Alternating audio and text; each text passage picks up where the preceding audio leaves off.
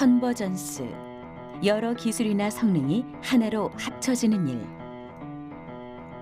10여 년 전 미래 과학자인 엘빈 토플러는 미래 경제의 핵심은 단일 기술이 아닌 컨버전스에 있다고 강조했습니다.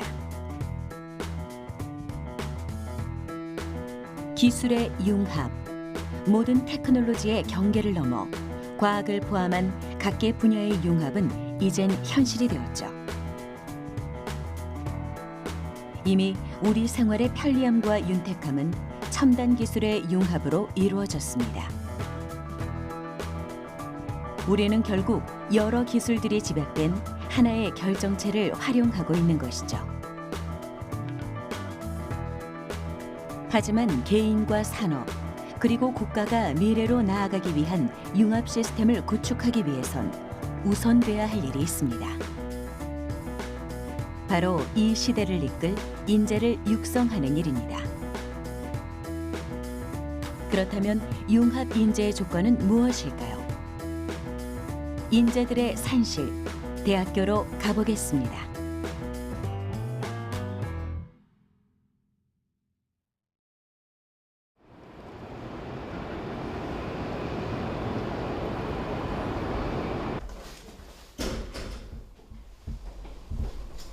학생들이 자유롭게 오가는 이곳.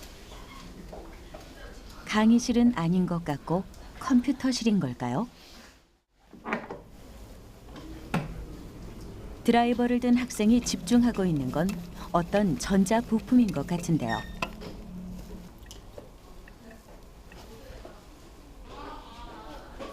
부품에 나사를 조이다가 이번엔 능숙하게 코딩을 합니다. 한쪽에선 여러 명의 학생들이 모여 브레인스토밍을 하고 있는데요. A, B, C, D, E 이렇게. 아니 내걸 다시 모니터 화면 속 이미지를 보아도 이들이 하고 있는 일의 주제가 짐작이 되질 않습니다.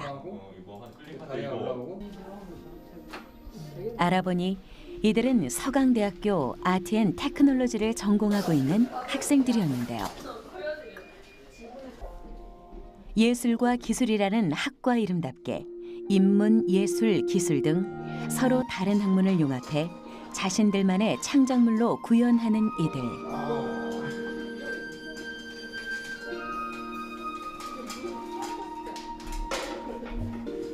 며칠 후 열리는 아트앤테크놀로지 컨퍼런스를 앞두고 마지막 점검이 한창입니다. 저희 전체 전시 컨셉이 과잉기술박물관이라는 건데요. 어떤 기술이 너무 빠르게 발전함에 따라서 기술이 인간의 편의를 위해서 개발하고 사용하려고 하는 것인데 되려 우리가 그거에 쫓아가느라고 급급하지 않느냐라는 의문에서 시작을 했고요. 그래서 그때 컨베이어 벨트가 막 빠르게 돌아가는데 사람이 벅차게 뛰고 있는 그런 모습을 상상하면서 러닝머신이라는 오브제를 사용해서 작품을 처음 만들게 됐습니다.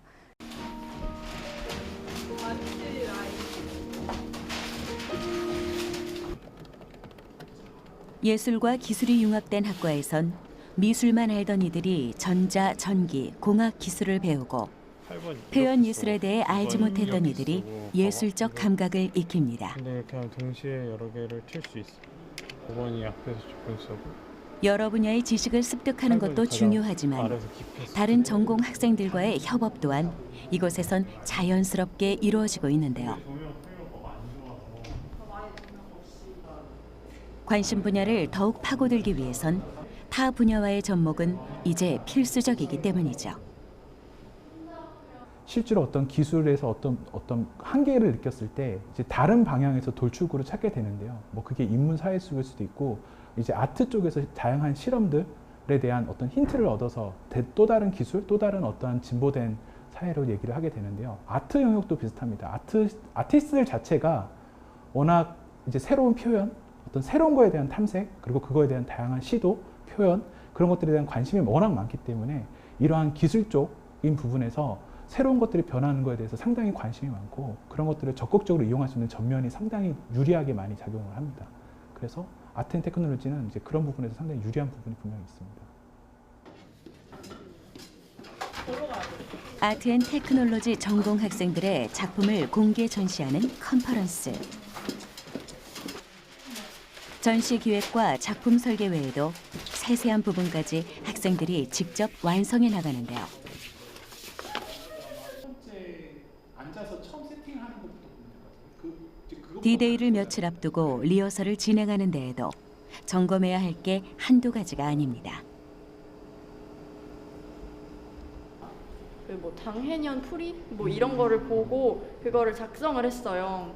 그 연어리를 다 분석을 해서 뭐 진짜 사주 프로그램처럼 네, 네. 이 의자에 있는 이 빛을 보고 아 여기 의자구나 내가 여기 무대 위에 앉아있는 설치된 거구나. 건 돌잔치를 형상화한 것입니다. 아이 돌잔치 때 하는 특별한 행사, 돌잡이가 작품의 주제라고 하는데요. 돌잡이로 운명이 결정된다고 믿는 우리의 풍속에 인공지능의 분석 기술을 접목한다는 상상이 더해졌습니다. 인생을 펴보려고 하는 그런 경향이 강하다고 했잖아요. 어떻게 보면 그건 사주나 좀 점과도 가까이 맞닿아 있다고 생각을 했어요.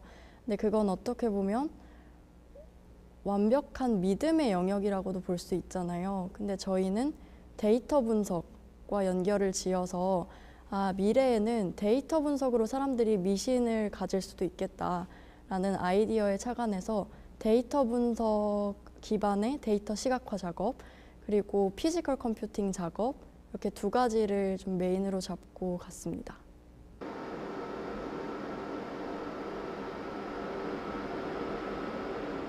작품을 이루는 요소 중 주목할 만한 건 돌잡이 상뿐만 아니라 프로젝션 매핑으로 구현된 입체적인 공간입니다.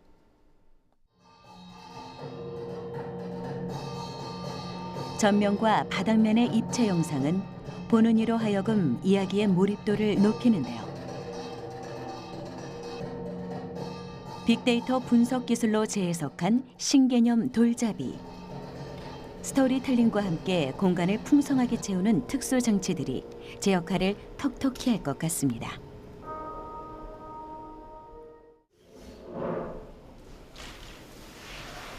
또 다른 학생의 작품이 설치된 공간.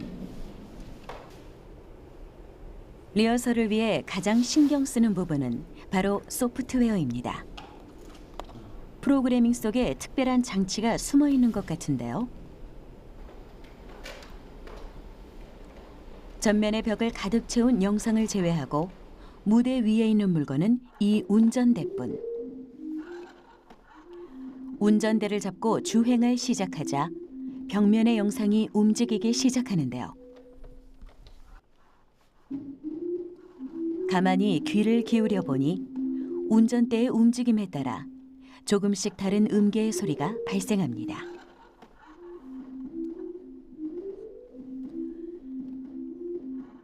드라이빙 게임과 사운드를 결합한 신개념 악기. 비어있는 무대를 채우는 건 바로 생동감과 소리입니다.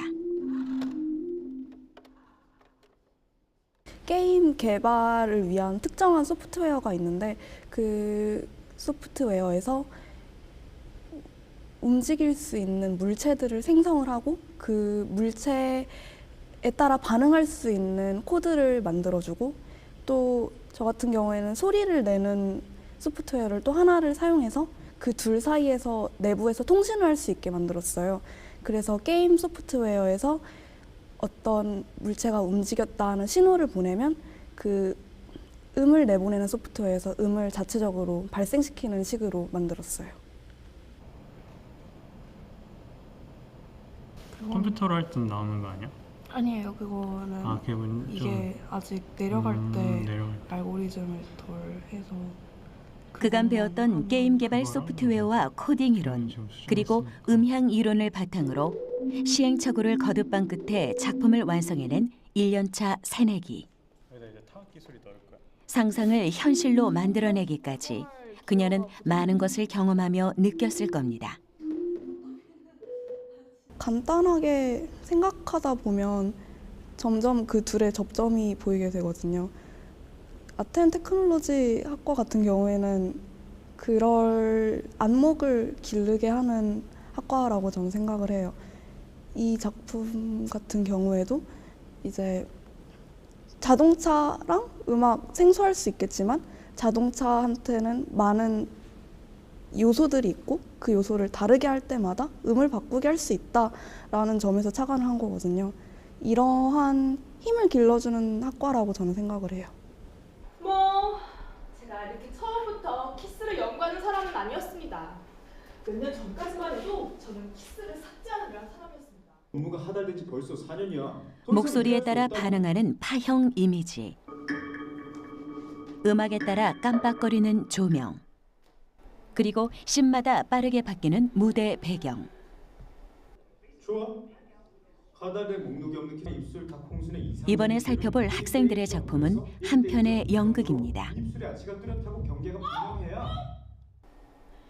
인공지능과 인간의 사랑을 키스라는 소재를 통해 꽤 구체적으로 상상해 볼 수 있는 이야기.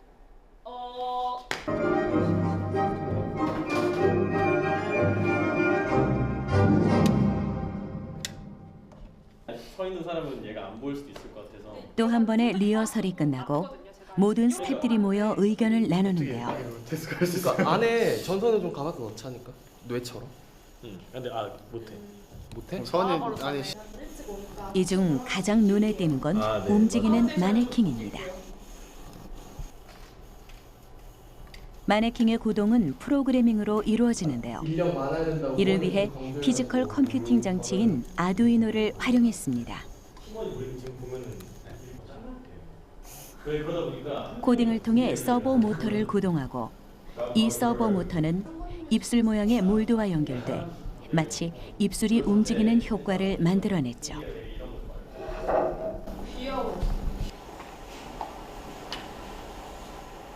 인공지능에게 있어 완벽한 키스란 과연 무엇일까요? 상상을 자극하는 이야기 소재와 미래 시대를 표현하기 위한 기술 장치들이 한데 모였으니 세상 어디에도 없는 특별한 무대가 완성될 것 같습니다.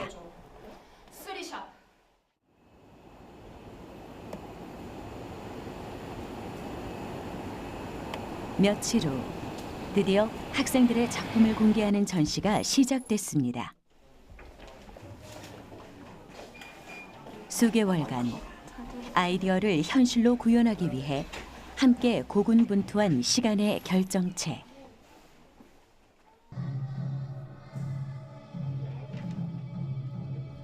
학생들이 작품 속에 새겨넣은 메시지가 보는 이에게 어떻게 전달될지 궁금한데요. 작품들을 한번 감상해 볼까요?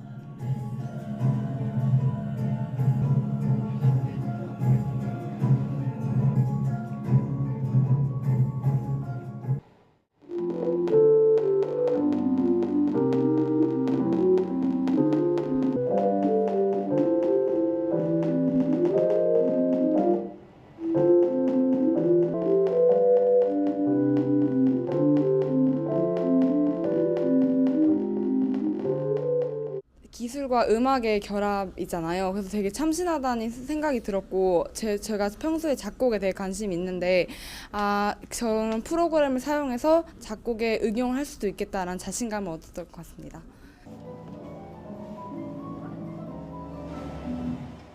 윗입술의 아치가 뚜렷하고 경계가 분명해야.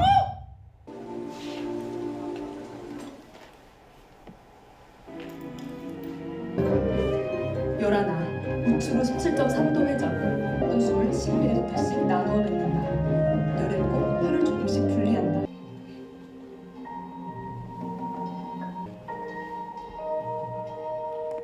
물은 푸르고 모래는 맑다. 생의 뜻은 살아있음이니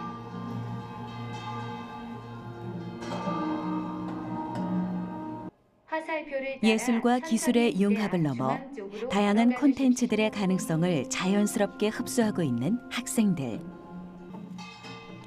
이들이 나아갈 미래엔 융합의 힘이 어떻게 발휘될지 기대해봐도 좋을 것 같습니다.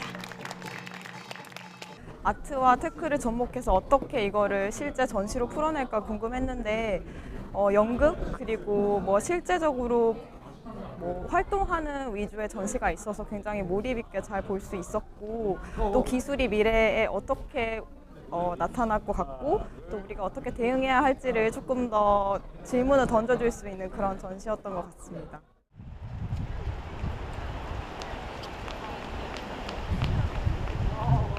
이번엔 국민대학교를 찾아왔습니다.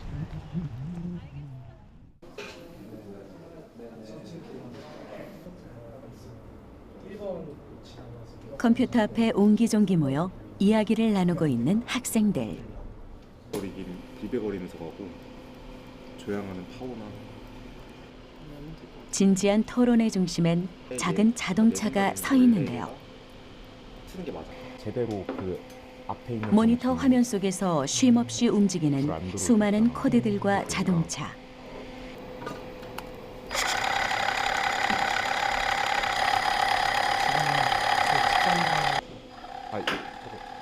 너무도 익숙한 듯 장치들을 다루고 있는 이들은 바로 자동차 공학과 학생들입니다. 위에 제가 눌렀던 거.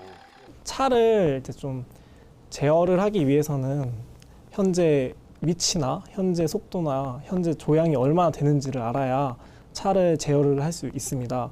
그래서 그때 사용되는 센서로는 이제 현재 위치를 알고 있는 GPS 센서랑 그리고 현재 차량의 조향각을 받아내는 IMU 센서랑 그리고 그러한 값들을 총체적으로 받아서 이제 어떠한 값으로 제어를 할지를 하는 이제 오드로이드 그리고 내부적으로 그렇게 계산된 값으로 차량을 얼마나 조향할 거고 또 얼마나 속도로 갈지를 이제 실질적으로 제어를 해주는 하위 제어기가 이제 아두이노로 이렇게 총 5가지 정도 되는 센서로 구성되어 있습니다. 프로그램과 여러 가지 센서들로 자동차를 제어하는 기술을 익히는 이들. 자동차 공학과에서 기계장치의 물리적인 원리뿐만 아니라 정보통신 기술을 함께 배우는 이유는 자동차라는 콘텐츠가 점점 스마트해지고 있기 때문입니다. 그만큼 현재의 자동차를 이해하기 위해선 자동차와 IT의 융합 기술을 알아야 하는 것이죠. 한 대의 스마트카를 완성하기 위해 여러 명의 학생들이 팀을 이루었는데요. 각자 맡은 분야가 조금씩 다르다고 합니다. 한쪽에선 납땜 작업이 한창인데요. 이렇게 하드웨어 팀과 소프트웨어 팀으로 구성된 학생들이 제작하고 있는 건 바로 자율주행 자동차입니다. 생긴 건 RC카, 즉 무선 조종 자동차이지만 조종 장치 없이도 스스로 주행이 가능한 자동차. 학생들이 일일이 코딩하고 제작한 각종 센서들이 자율주행을 가능하게 만드는 핵심 부품입니다. 그리고 IMU는 이게 흔들리면 안 되니까. 크기는 작지만 똑똑한 자동차의 조건을 모두 갖추고 있는 학생들의 작품. 구멍을 뚫어야 돼. 이 자동차가 완벽하게 자율주행에 성공한다면 학생들은 차세대 자동차의 기본 이론을 마스터하는 셈입니다. 이론적인 것만 배우다 보니까 실질적으로는 구현해볼 기회가 없었는데 실제로 차를 만들고 그 위에 실제 컴퓨터적인 부분이랑 또 모터에 전류를 넣어주는 그런 전자적인 부분을 모두 다 통합해서 만들다 보면서 그런 부분이 좀 융합적으로 되지 않았나라고 생각이 되네요. 운전자의 조작 없이도 스스로 도로를 달리는 자동차. 지능을 지닌 자동차는 이제 현실의 수단이 되었습니다. 빠른 속도로 달리는 기계 장치가 도로와 장애물을 인식하고 목적지를 찾아갈 수 있는 이유는 첨단 센서들이 차량의 눈이 되어주기 때문인데요. 대표적인 장치로는 레이저 비물소와 지형 정보를 만들어내는 라이더 센서와 위치 측정과 주변 지형을 파악하는 위성 항법 시스템, 그리고 전자지도 연동 시스템을 들 수 있죠. 자율주행 자동차는 자동차 공학 기술과 고도의 전자통신 기술의 융합체라고 할 수 있습니다. 캘리포니아에서는 이제 자율주행 그런 시범 차량에 지금까지는 꼭 운전자가 이제 동승을 했어야 됐습니다. 근데 올해부터는 이제 운전자가 꼭 동승하지 않아도 자율주행 차량을 운행할 수 있는 그런 법제도 개편이 있었는데요. 그에 따라서 이제 사실 자율주행 기술이 그만큼 우리 이제 실용화될 날이 얼마 남지 않았다라고 그렇게 얘기를 할 수가 있죠. 따라서 우리나라에서도 이제 이와 같은 자율주행 기술을 개발해야 되는 그런 게 굉장히 시급한 그런 상황이고요. 그런 기술을 개발을 할 수 있는 인력을 굉장히 많이 요구를 하고 있습니다. 학생들이 직접 제작한 자율주행 자동차를 들고 한자리에 모였는데요. 자동차 주행 테스트를 위해서입니다. 25, 55 또 뭐 있지? 20.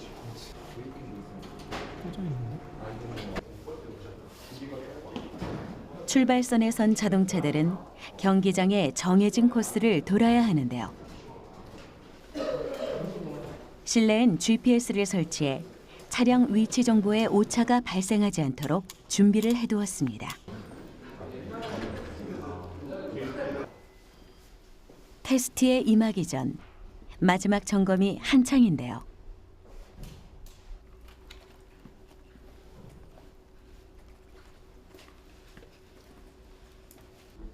드디어 출발선에 선 자동차. 프로그램을 구동하자 차량이 움직이기 시작했습니다.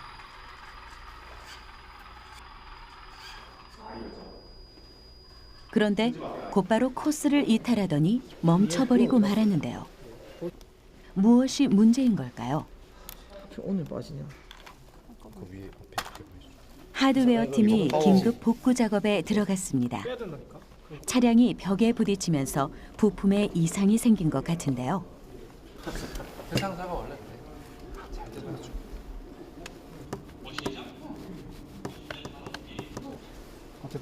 소프트웨어 팀도 프로그램을 점검하며 주행이 불안정한 원인을 찾습니다.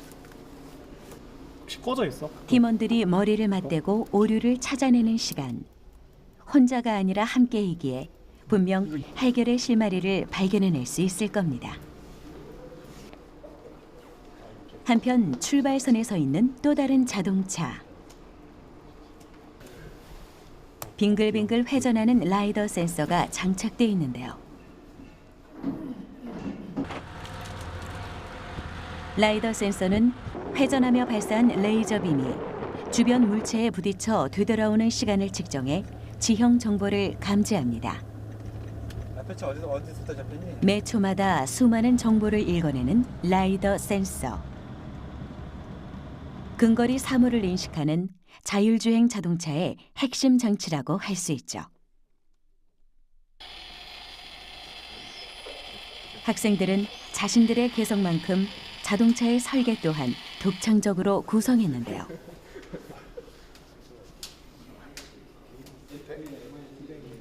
각기 다른 센서들로 무장한 스마트한 자동차들.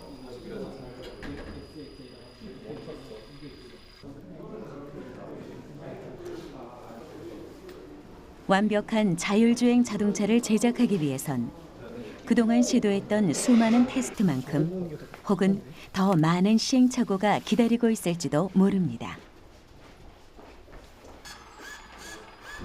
하지만 중요한 건 그 과정 속에서 이들이 얻게 되는 풍성한 지식과 경험이 아닐까요?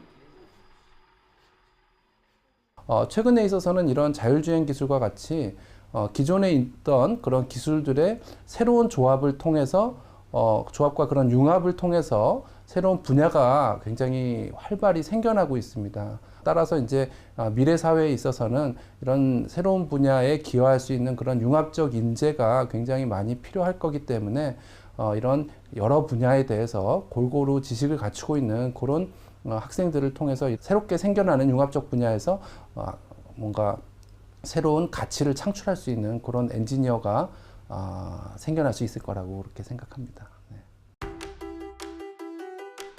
우리는 지금 시대가 원하는 융합 인재의 성장 배경을 살펴보고 있습니다. 과학, 기술, 공학, 예술 분야의 제약 없이 다양한 학문을 아우르며 자신에게 주어진 문제를 스스로 해결해 나가는 사람. 모든 것이 빠르게 변화하며 하나로 융합되는 시대를 유연하게 헤쳐나가는 사람. 우리는 이들을 융합 인재라 일컫는데요. 이들이 탄생하기까지 어떤 유형의 교육이 필요한 걸까요? 또 다른 교육 현장으로 이동해 보겠습니다.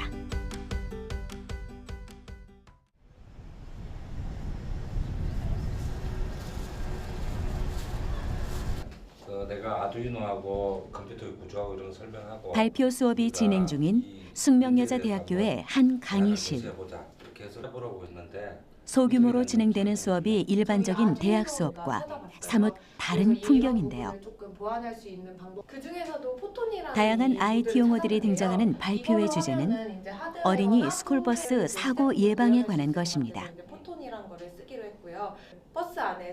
주목할 만한 것이 있다면 발표자가 이공계 학과 학생이 아닌 어문학을 전공하는 인문계열 학생이라는 것인데요. 그 포톤이 있는지 없는지 와이파이를 통해서 인식하면 전공 지식을 기반으로 창의적인 문제 해결 과정을 배울 수 있는 캡스톤 디자인 수업이기에 볼 수 있는 모습입니다. 한 학과 내에서 한 과목 내에서 수업을 진행하면서 그 실질적인 결과물을 만들어 보는 방법으로 학생들이 팀을 이뤄서 사회적인 주제 또는 기술적인 주제를 가지고 실습 이상의 좋은 효과를 내는 결국 성과물을 만들어내는 작업이 바로 캡스톤 작업인데요.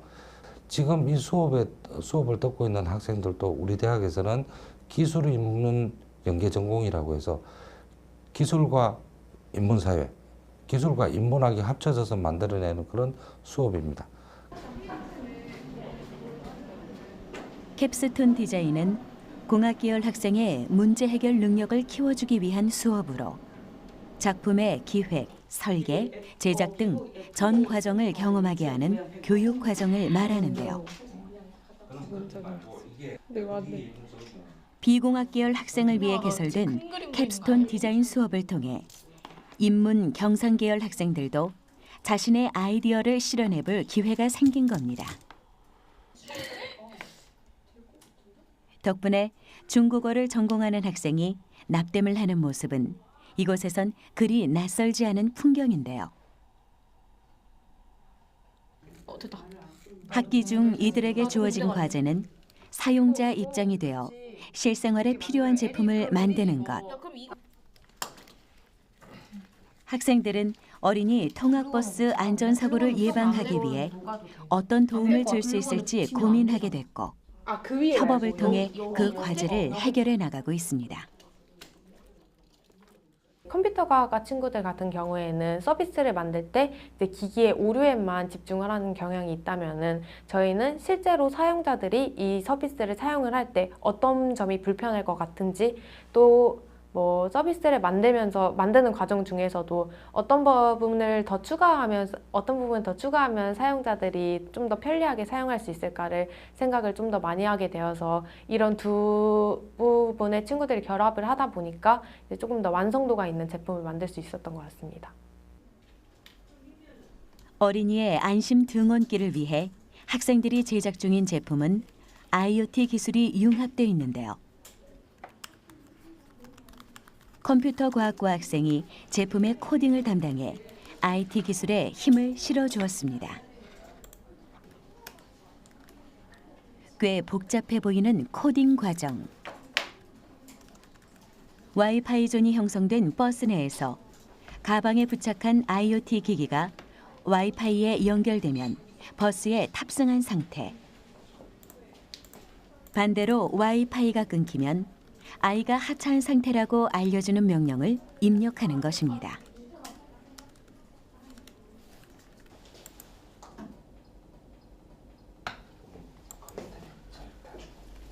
주어진 과제를 해결하기 위해 심혈을 기울여 제작한 제품. 제품의 구성부터 설계, 제작까지 아이디어를 실행하기 위해 어떤 환경이 구축돼야 하는지 몸소 경험하는 가운데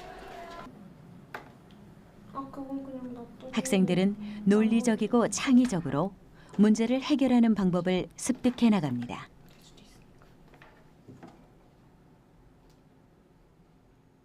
지금 시대에는 그런 단순한 지식의 수용을 통해서 그냥 암기해서 풀어내는 방식으로는 학생들이 앞으로 미래의 삶을 행복하게 살아가기는 어렵습니다. 따라서 지식의 전달뿐만 아니라 지식을 어떻게 만들어낼 것인가, 학생들이 어떻게 스스로 창조적으로 주동적으로 학습을 할 것인가가 중요하고, 캡스톤 디자인 교과와 같이 학생이 주도적으로 참여하고 만들어가는 교과는 이 시대, 소위 4차 산업혁명 시대에 맞는 인재를 키우는데 굉장히 큰 역할을 하고 있다고 생각합니다. 인마이 케이스? 약간 인상적으로 남았어요. 화기애애한 분위기 속 이거 고정되려나? 이거 너무 큰데? 메라 이거잖아요. 캡스톤 디자인 수업이 한창인 또 다른 팀을 만났습니다. 네, 저희가 최종 아이디어 저작권인 빨리 특허내고 와야겠다. 모니터 화면을 보아하니 3D 작업을 진행하고 있는 것 같은데요. 오, 이거 좋은데? 동영 멋져. 제가 이거 프린트 뽑을 때 저거. 모양으로 봐선 어떤 용도로 사용하는 것인지 쉽게 예측할 수 없는 이 제품. 이거 생활 속에서 불편함을 느낀 부분을 공유하고 이를 해결하기 위한 회의 과정을 거쳐 고안한 아이디어 제품입니다. 전공 분야가 아닌 이들에겐 결코 쉽지 않은 작업일 것 같은데요.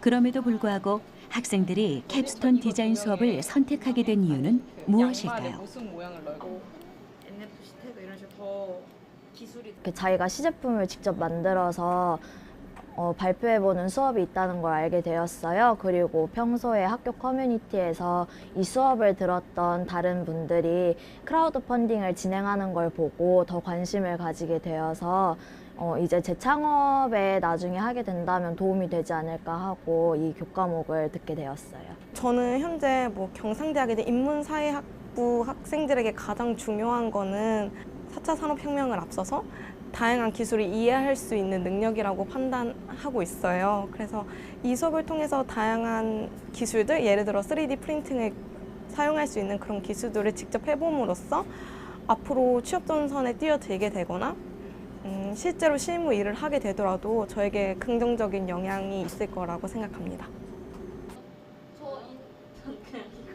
아니, 사실은 회의할 때 이런 텍스트 캡스톤 디자인 수업의 특징은 제품 제작에 필요한 기술 멘토가 수업에 참여한다는 겁니다. 시제품을 만들기 위해 학생들이 선택한 수업은 3D 프린팅 수업인데요. 너희들이 생각할 때는 디자이너들도 사실 이렇게 너미 모델 아니 이걸 너미 모델이라고 말한단 말이야. 설계할 걸 궁리를 하는 거지. 그런 다음에 정말 만들어서 단이란 말이야. 그러니까 일주일에 3시간씩 수업을 들으며 3D 프린팅에 대한 지식을 쌓고 있죠. 그렇게 탄생한 시제품은 충전기 위에 휴대폰을 올려놓을 수 있는 충전기용 휴대폰 거치대입니다. 그 충전기를 보내달라고 한 이유가 있어요. 왜냐면 어쨌든 어댑터랑 휴대폰을 충전할 때 폰을 바닥에 놔두거나 손에 들고 있어야 하는 불편함을 느끼고 좀 더 편하게 쓸 수 있는 제품을 직접 만들어낸 것이죠.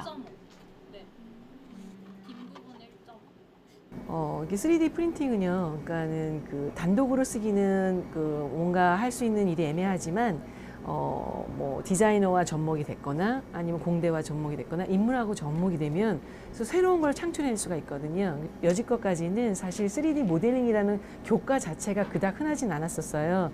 근데 4차 산업을 맞이해서 프린팅이 너무 쉬워지다 보니 여러 각계각층에서 이제 3D 프린팅을 활용할 수가 있거든요. 근데 자신의 전공과 플러스 알파 3D 프린팅을 전공한다면 새로운 일자리들도 창출될 수 있을 거라고 보여지는 그런 부분이에요. 이미 시대의 변화에 동승한 학생들은 3D 프린팅 기술을 배우며 자신의 길을 개척해 나가고 있습니다. 불편함을 겪어본 사람만이 공감할 수 있는 포인트를 찾아 협업을 통해 만든 이 제품들이 그것을 증명해주고 있는데요. 비공학 계열의 학생들이 제작했다는 점에서 더욱 의미가 있는 것이겠죠.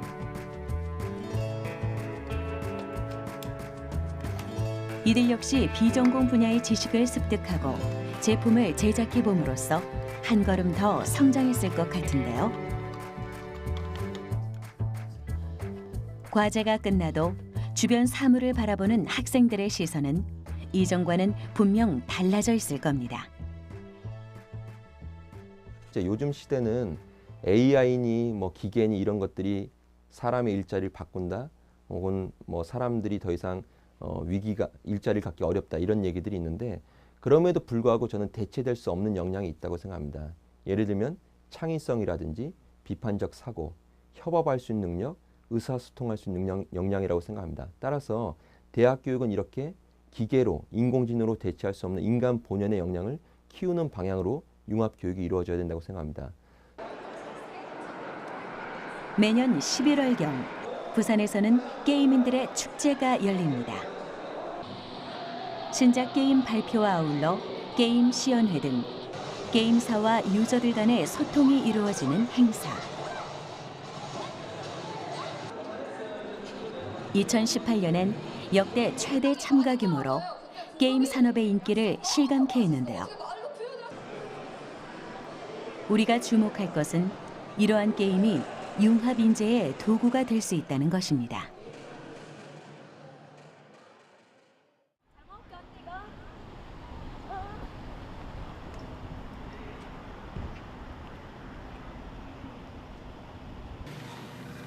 카이스트 문화기술대학원을 찾았습니다. 무엇을 하는지 컴퓨터 모니터에서 눈을 떼지 못하는 학생들. 가까이 다가가 살펴봤더니 게임에 한창입니다. PC방도 아닌 대학원에서 이렇게나 게임에 집중하는 이유. 게임을 하는 것이 곧 학생들의 연구 활동이기 때문이라는데요. 이들의 정체, 게이머랩에서 게임 실력 향상의 비밀을 찾는 학생들이었습니다. 게이머랩은 실시간으로 게임이 진행되는 동안에 인간과 컴퓨터가 어떠한 정보를 주고받는지를 연구하는 연구실입니다. 그런 것들을 통해서 이제 보다 나은 게임 장치, 프로게이머들을 도와주는 게임 장치들을 만들어낼 수 있고, 또한 게이머들의 그 행동을 보다 과학적으로 분석해서 e스포츠의 토대를 마련할 수 있습니다. 최근 많은 사람들이 즐겨하는 FPS 게임. 기관총, 수류탄, 권총과 같은 무기를 들고 싸우는 슈팅 게임을 말합니다. 정해진 목표물을 조준하고 총을 쏘아 승리하기 위해 키보드나 마우스를 컨트롤해야 하는데요. 게임 실력과 직결되는 기기 컨트롤 능력을 측정해 게임 실력을 향상시킬 수 있다는 설깃한 이야기. 인간과 컴퓨터의 상호작용을 분석할 수 있다면 그리 꿈 같은 이야기만은 아닙니다. 게임을 할 때 예상치 못한 곳에서 적이 튀어나오고 총알이 날아오는 등 모든 일이 동시에 일어납니다. 게이머가 이 모든 걸 인지하고 대응하기란 어려운 일이죠. 이렇게 화면을 보고 인지하는 현상을 아울러 인간과 컴퓨터의 상호작용이라고 하는데요. 학생들은 이때 일어나는 인지 능력을 연구하기 위해 특별한 장치들을 사용합니다. 게임에서의 상호작용은 이제 먼저 정보 간의 전달이라고 할 수 있는데, 인간이 이제 자기 인풋을 이제 정보를 전달하는 것, 그리고 게임에 대해서 진행되는 상황들이 다시 인간에게 정보로서 전달되는 것, 그런 정보들이 이제 서로 왔다 갔다 하면서 단순히 이제 우리가 게임에서 재미를 느끼는 것은 그런 상호작용들에 의해서 상황이 계속 변하기 때문인 거죠. 빨간 점. 랩에서는 주로 게이머들의 인지 과정과 신체 능력을 측정할 수 있는 실험을 진행하는데요.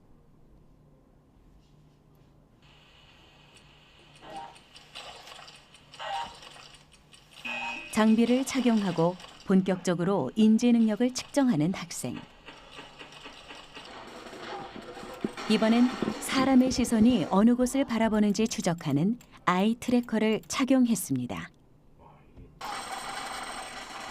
이를 통해 얻어진 데이터는 게임 능력을 향상시키기 위한 연구에 활용되는데요.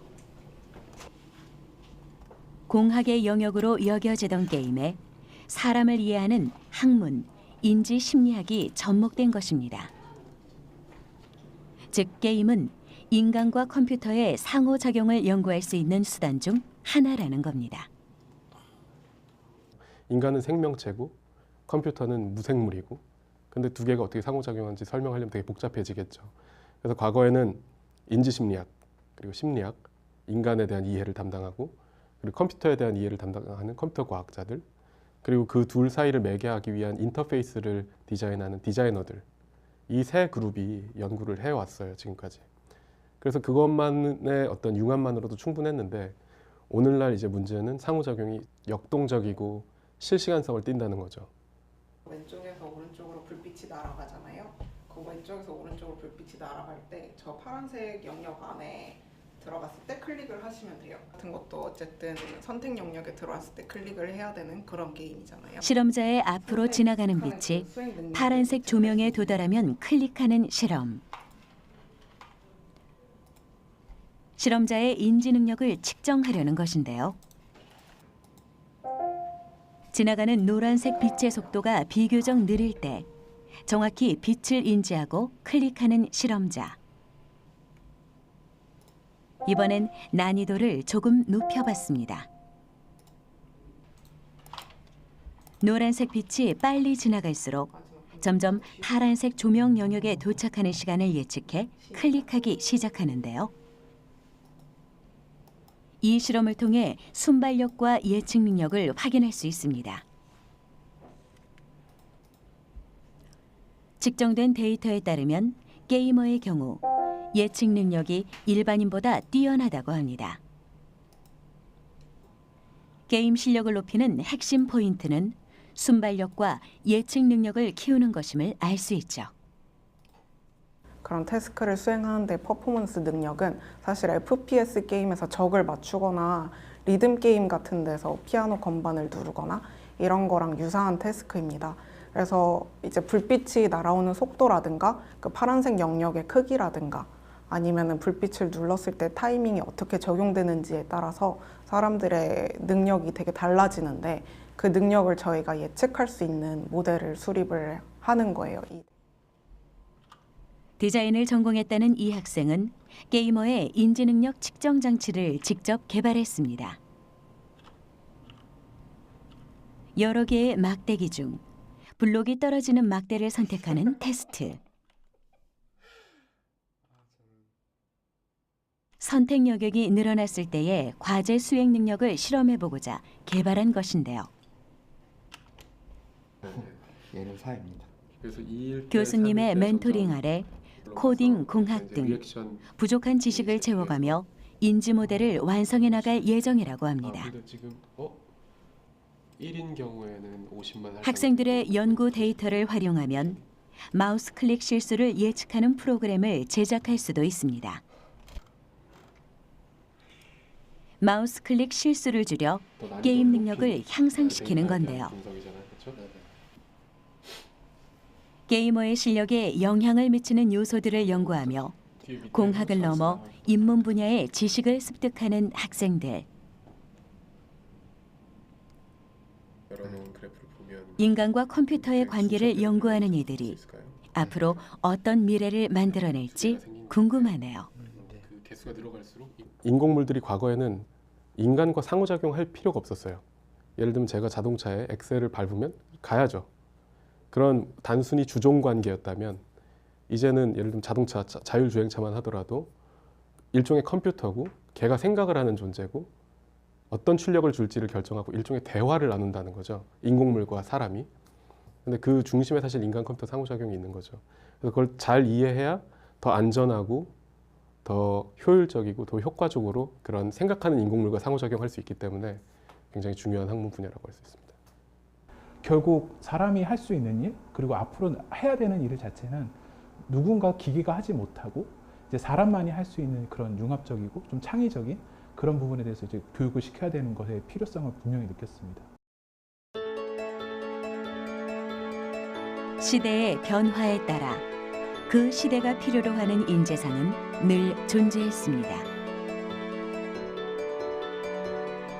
인공지능, 사물 인터넷, 모바일 등 첨단 정보통신 기술이 융합돼 새로운 시대가 도래하고 있는 지금.